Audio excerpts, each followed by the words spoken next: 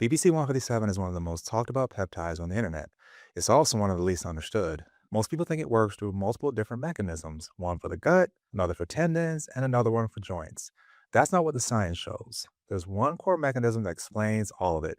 And once you understand that one thing, everything else clicks into place. That's what we're going to talk about today. Welcome back to the Dr. Greg Jones Optimization Academy. I'm Dr. Greg Jones, naturopathic physician and the founder of Innovative Wellness Center here in Phoenix, Arizona.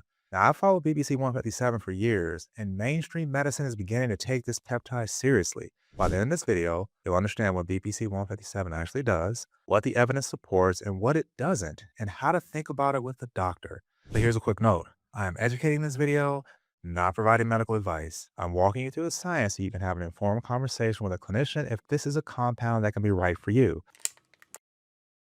Now, let's start with where BPC 157 actually comes from. BPC stands for body protection compound. It's a pentadecapeptide, 15 amino acids, and derived from a protein naturally found in human gastric juice. Your stomach already produces this compound. It's not foreign to your body. Now, that gastric juice origin matters. BPC 157 is stable in stomach acid, and most peptides degrade immediately. That's why oral delivery makes biological sense for GI applications. Now, for systemic and musculoskeletal healing, the injectable form is the most studied and clinically applied. Now, here's the thing that connects everything about BPC 157: the gut healing, the tendon repair, and the joint recovery. There's one underlying mechanism you need to know, not 10 pathways, just one.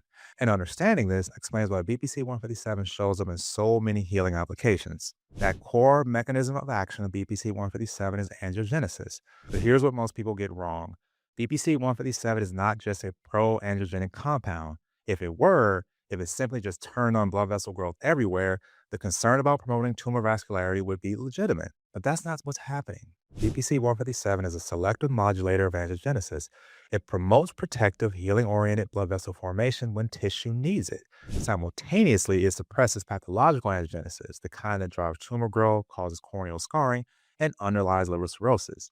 And this is not a minor distinction. This is the difference between a blunt tool and a precision instrument. So think of angiogenesis like construction. Injured tissue needs new roads built, but tumors exploit their own blood supply to grow. And BPC 157 reads the context and acts accordingly. It's a sensor that adapts, not a switch that just turns on and off. BPC 157 also activates eNOS. That's endothelial nitric oxide synthase, and it does this within 30 minutes. eNOS produces nitric oxide, and it regulates vascular tone and blood flow. It also upregulates VEGF, vascular endothelial growth factor, and that stimulates new blood vessel formation. But here's the critical part: BPC 157 doesn't indiscriminately activate these pathways, it modulates them contextually.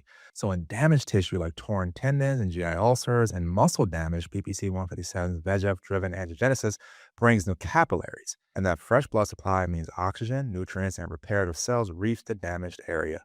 And when that happens, healing is accelerated, and tissues that could take months to recover may show meaningful progress in weeks. Now, in pathological context, tumor tissue, diseased corneal tissue, the same peptide activates a different mechanism. And the research shows that BPC 157 suppresses abnormal vascular growth.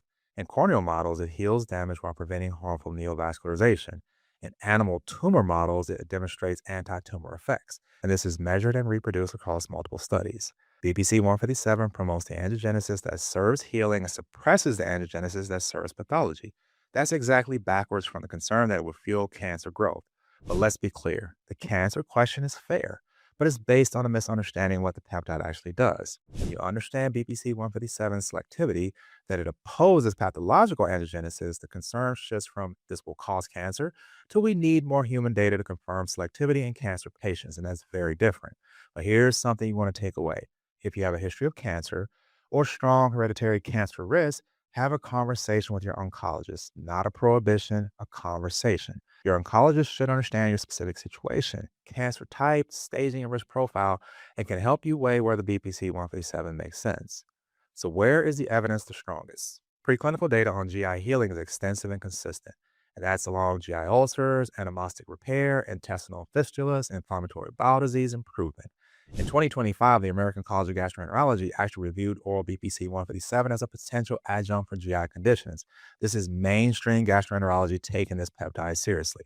And again, BPC 157's origin is gastric juice. Oral delivery for GI applications is biologically coherent. You're introducing a peptide your stomach already makes.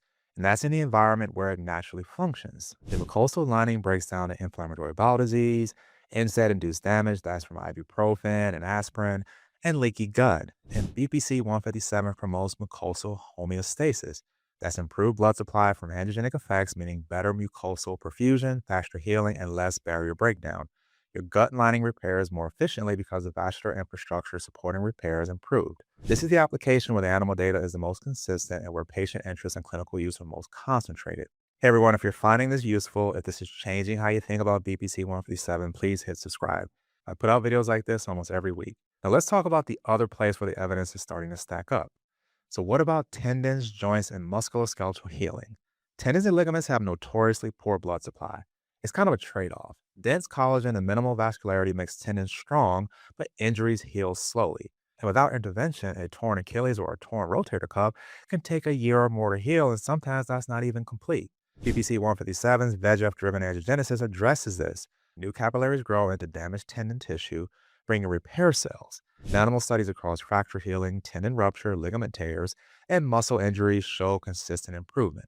This is replicated work, not one study in one lab. Now, here's something that happened recently. In a 2025 systemic review for a mainstream orthopedic sports medicine journal, the researchers formally reviewed BPC 157. That's the orthopedic establishment taking notice of a compound ignored just 5 years ago. Now, full disclosure, the human data is still thin. In one retrospective study, 12 patients with chronic knee pain received intra-articular BPC 157. 7 of the 12 reported pain relief lasting more than 6 months. That's a signal, not proof. And again, that was not a control group, no randomization, but it's in the direction the animal data predicts. And the mechanistic data is strong. The animal data is solid, and the first human observations point in the right direction. We're in the early signal phase for human orthopedic applications. And this is the frontier where clinical interest outpaces published evidence. And that's normal for emerging compounds. Now, one more note on safety. Beyond cancer, safety is consistently favorable in animal studies. Injection site reactions are the most common side effect. And if you're pregnant or breastfeeding, there is no safety data available, so this is one you want to avoid. Otherwise, all signals point to this being a well-tolerated peptide. Now, BPC-157 has a very short half-life, less than 30 minutes in blood. It's metabolized in the liver and is cleared by kidneys quickly. So it doesn't accumulate. It hits hard and leaves fast. And that simplifies the safety compared to compounds that tend to linger around. And another impressive thing about BPC-157 is that it did not show toxicity even high doses in studies. But everyone's different. And personally, I'll prescribe different dosages depending on what I'm treating and how acute the injury is and how severe the gut issues are. So for subcutaneous injections, I'll usually be in the 200 to 500 microgram range. And for oral applications in the 500 to 1500 microgram range a day. Again, these are all case dependent, and the length of time also depends on the patient response. So in summary, BPC-157's primary mechanism of action, selective angiogenesis, explains its gut healing, tendon repair, and joint recovery properties. And if you're considering using BPC-157, have that evidence conversation with a clinician who understands peptides, not one unfamiliar, not one that's going to overstate current data. And if you know of anyone dealing with gut health issues or chronic pain, please share this video with them. And don't forget to hit the like button, subscribe for more peptide and longevity content, and drop a comment with your questions and experience with BPC-157. I'm Dr. Greg Jones, and I'll see you in the next one.